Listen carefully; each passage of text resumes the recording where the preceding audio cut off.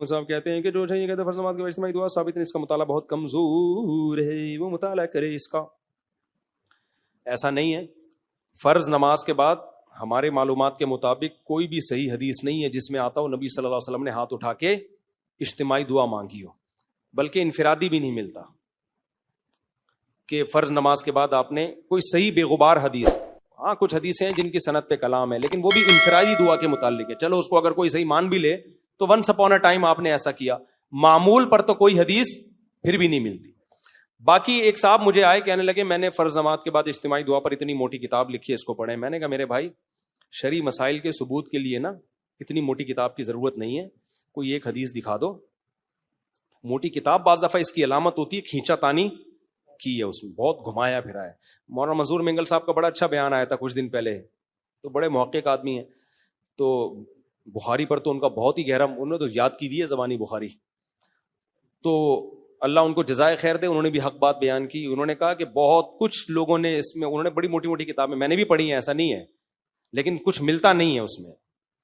بعض لوگ تحریر کے اثر سے متاثر ہوتے ہیں، اور بعض لوگوں کی عادت ہوتی ہے وہ تحریر سے متاثر نہیں ہوتے، وہ متاثر ہوتے ہیں دلیل سے. بھائی اے ٹو زیڈ پوری کتاب پڑھ کے دیکھ لی.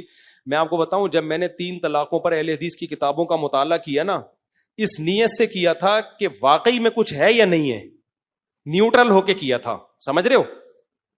ایک میں نے ان کی کتاب پڑھی، پتہ نہیں شاید 580 صفحوں کی کتاب تھی، وہ 380 یا تنویر الآفاق فی مسئلۃ الطلاق بالثلاث، یہ کتاب کا نام ہے اہل حدیث حضرات کی. اردو میں اتنی موٹی اتنی بڑی، اس سے زیادہ جامع اور بڑی کتاب میں نے طلاق کے ثلاث کے مسئلے پر نہیں دیکھی. حتیٰ کہ ابن تیمیہ نے بھی اتنا کچھ نہیں لکھا، ابن قیم نے بھی اتنا کچھ نہیں لکھا.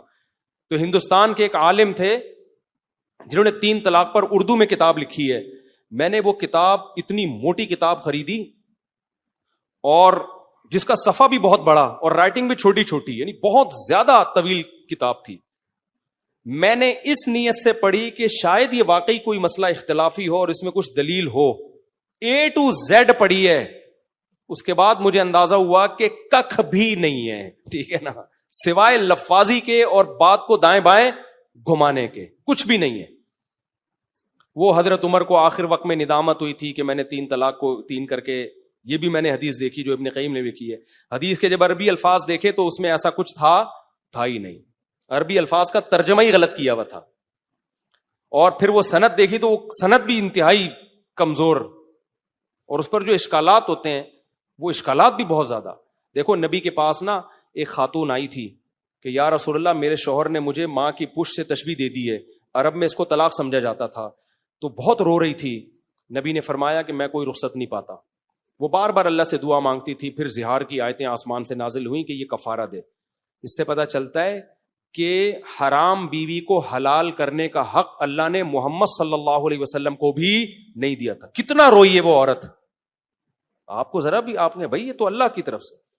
پھر اللہ نے آسمان سے آیتیں نازل کی، قد سمع اللہ قول التی تجادلک فی زوجہا وتشتکی الی اللہ.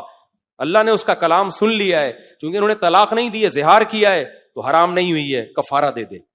تو پتہ چلا کہ حلال بیوی کو حرام کرنا، حرام کو حلال کرنا، یہ اتھارٹی کس کے پاس ہے؟ اللہ کے پیغمبر کے پاس بھی نہیں ہے.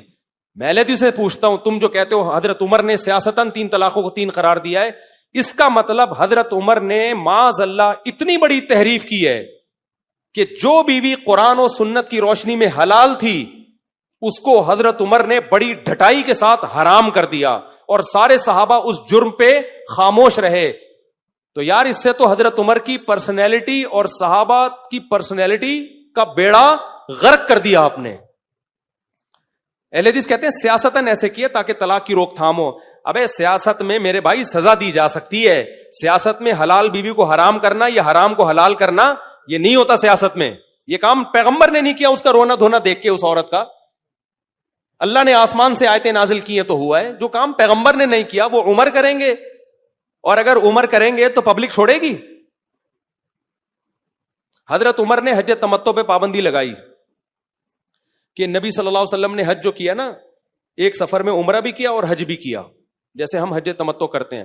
حضرت عمر اس کو صحیح نہیں سمجھتے تھے، وہ کہتے تھے نبی کی خصوصیت تھی یہ. تو حضرت عمر نے پابندی لگا دی. صحابہ نے اس پابندی کو نہیں مانا.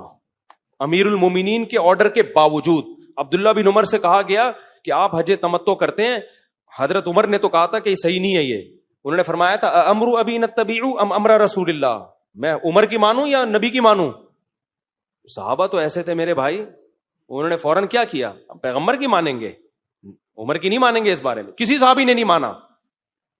سمجھتے ہو کہ نہیں سمجھتے؟ اور آج چاروں مذاہب میں یہی ہے کہ جب آپ عمرے پہ جاتے ہو عمرہ بھی کرو اور حج بھی کرو. حضرت عمر کہتے ہیں ذاتی رائے تھی, اور اس میں بھی حضرت عمر کا مقصد اللہ رسول کی مخالفت نہیں تھی. ان کی نظر میں ایک تعویل تھی جو حضرت عثمان کی نظر میں تعویل تھی کہ بھائی نبی صلی اللہ علیہ وسلم نے ایک ہی سفر میں حج عمرہ اس لیے کیا کہ خوف کا دور تھا, دوبارہ عمرے کے لیے آنا مشکل تھا. تو وہ خاصیت تھی. اجتہادی معاملہ ہے, اس میں دو رائے ہو سکتی ہیں, لیکن 3 طلاق کو ایک کہنا, یہ ایک کو 3 کہنا, یہ اجتہادی کام بولو نہیں ہے. جبکہ حضرت عمر کو پتا بھی ہے کہ نبی کے دور میں 3 طلاق کے بعد بیوی حلال سمجھی جاتی تھی, اور عمر کہیں آج سے میں حرام کر رہا ہوں تاکہ لوگ طلاقیں نہ دیں.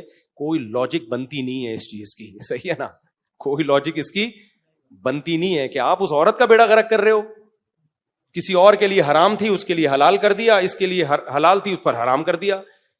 اور پھر سارے صحابہ جو ذرا ذرا سی باتوں پہ بول پڑتے تھے سارے خاموش, اور سب اسی کے مطابق فتوا. اور اس حدیث کے جو راوی عبداللہ بن عباس ہیں جو 3 طلاق کو ایک کہنے والی حدیث, وہ خود بھی 3 کو 3 کہہ رہے ہیں اور دلیل میں قرآن کی آیت پڑھ رہے ہیں. لیکن اہل حدیث جو اس طرح کے فتنہ پرست ہوتے ہیں نا, زہر کا پیالہ پی لیں گے اس مسئلے پہ کبھی بھی بات. پھر سعودیہ کے فلانے مفتی نے کہا, پھر یہ پتہ ہے کیا کرتے ہیں, آپ کے دیوبندی مفتی نے بھی ہماری تائید کی ہے. ابے ہمارے سارے دیوبندی بھی آپ کی تائید کریں, قرآن و حدیث کے مقابلے میں کسی کا قول حجت نہیں ہے. مجھے لا کے کہہ رہے ہوتے آپ کے حضرت مفتی کفایت اللہ صاحب نے بھی, جو دارالعلوم دیوبند کے بڑے مفتی تھے, انہوں نے بھی کہا اہل حدیث کی رائے اس بارے میں جو ہے وہ اتنی غلط نہیں ہے. بھائی کہا ہے, کہنے پر گورنمنٹ کی طرف سے کوئی پابندی نہیں. ہم مفتی کفایت اللہ صاحب کے مقلد تھوڑی ہیں, کہہ دیا غلطی ہوئی ان سے. تو پھر یہ پھنستے ہیں نا, تو کہتے ہیں فلاں نے بھی لکھا ہے, فلاں نے. بھائی لکھے وکھے کو مت دیکھو, قرآن کیا کہتا ہے, حدیث کیا کہتی ہے, صحابہ کیا کہتے ہیں. آپ چاروں اماموں کو تو نہیں مانتے نا, تو ان کو تو آپ بھی مانتے ہو. ان سب سے ہٹا کر فلانے دیوبندی نے, کچھ بریلوی لوگ بھی کہنے لگے ہیں, تو فلانے بریلوی نے. بھائی یہ سارے ترازو کے ایک پلڑے میں رکھ دو نا, چاہے میرے اکابر ہی کیوں نہ ہو. نہ یہ ابو حنیفہ کے خاک کے برابر ہیں, نہ عبداللہ بن مسعود کی خاک کے برابر ہیں, نہ عمر بن خطاب کی خاک کے برابر ہیں, نہ نبی کی خاک کے برابر ہیں. ان سے دکھاؤ ہمیں, سمجھتے ہو. تو اگر ہمارے اکابر نے, میرے اکابر تو مانتے ہیں فرض نماز کے بعد اجتماعی دعا, میں تو نہیں مانتا. کیوں نہیں مانتا بھائی, ہمیں کچھ بھی اس میں. تو ہمارے اکابر سے ہمیں عقیدت ہے, ان کے علم تقوی کی وجہ سے, اس بیس پہ نہیں ہے کہ وہ معصوم عن الخطا ہیں, ان سے کبھی کوئی غلطی ہو ہی نہیں سکتی. یہ ہمارا نظریہ اپنے پیر مفتی رشید احمد صاحب کے بارے میں نہیں ہے, تو آگے والے کے بارے میں کہاں سے ہوگا, ٹھیک ہے نا, ان کے بارے میں نہیں ہے تو واقعی کہاں سے. تو یہ جو اجتماعی دعا کے بارے میں اتنی موٹی موٹی کتابیں لکھتے ہیں نا بھائی, کتابیں نہیں, کوئی فقہ کا مضبوط جزیہ دکھا دو, کیونکہ فقہ میں جو جس قول پہ فتویٰ ہوتا ہے نا وہ بہت مضبوط قول ہوتا ہے, اس پہ کوئی دلیل ہوتی ہے. تو ہمارے جو فقہ حنفی کی کتاب میں دکھا دو, وہاں بھی نہیں ہے. اس لیے نہیں ہے کہ حدیث میں نہیں ہے. فقہ تو قرآن و حدیث ہی سے نکالا گیا ہے نا, تو حدیث میں بھی نہیں ہے, وہاں بھی نہیں ہے. تو پھر وہ اجمالی حدیثیں ہیں کہ نماز کے بعد دعا کی بڑی فضیلت ہے, تو وہ اجمالی حدیثیں تو وظائف کے بارے میں ہے. نماز کے بعد دعا کی فضیلت تو ہے, کیسے ہے, نبی نے کیسے عمل کیا ہے. دیکھو اذان کے بعد بھی دعا کی فضیلت ہے نا, اس کا یہ مطلب تھوڑی کہ ہاتھ اٹھا کے سب اجتماعی دعا شروع کر دیں. تو نبی نے فرض نماز کے بعد دعا کی فضیلت بیان کی ہے, لیکن دوسری حدیثوں سے پتہ چلتا ہے کیسے بیان کی ہے. اور فقہ کی کتابیں اٹھا کے دیکھتے ہیں تو پتہ چلتا ہے کہ انہوں نے بہت ڈیٹیل میں جا کے, تو وہ کتابیں اس کے ذکر سے خاموش ہیں. پھر بھی میں کہتا ہوں یہ اتنا بڑا مسئلہ ہے نہیں. اگر کوئی مانگ رہا ہے تو مانگنے دو, فتنہ نہ پھیلاؤ, لیکن ہمیں مجبور نہ کریں کہ ہمیں آپ تھوپیں ہمارے سر پہ اور آپ کہیں کہ تم اکابر کی روش سے ہٹ گئے ہو, تم دیوبندیت سے نکل گئے ہو, تم فلانے سے نکل گئے ہو. یہ اسٹائل آپ کا غلط ہو جائے گا. تو اتنی موٹی کتاب کے بجائے کوئی ایک حدیث دکھا دو. ظاہر ہے پوری زندگی نبی نے جو عمل کیا ہو تو کوئی تو حدیث ہوگی نا, اس میں کچھ بھی نہیں ہے. اور پھر آپ فقہ حنفی کو اکثر فالو کرتے ہیں. یہاں پہ فقہ حنفی میں کوئی مفتہ بھی قول جو مضبوط قول ہو کسی فتوے کی کتاب سے, وہ دکھا دو, وہ بھی نہیں ہے. باقی پھر اردو کتابوں سے دکھاؤ گے تو وہ تو پھر اردو کتابیں تو پھر میں بھی لکھ سکتا ہوں, کوئی بھی لکھ سکتا ہے. ہم رجال ونحن رجال, سمجھتے ہو. ایک گاڑی مندی نام کہتے ہیں, جو شنی کہتے ہیں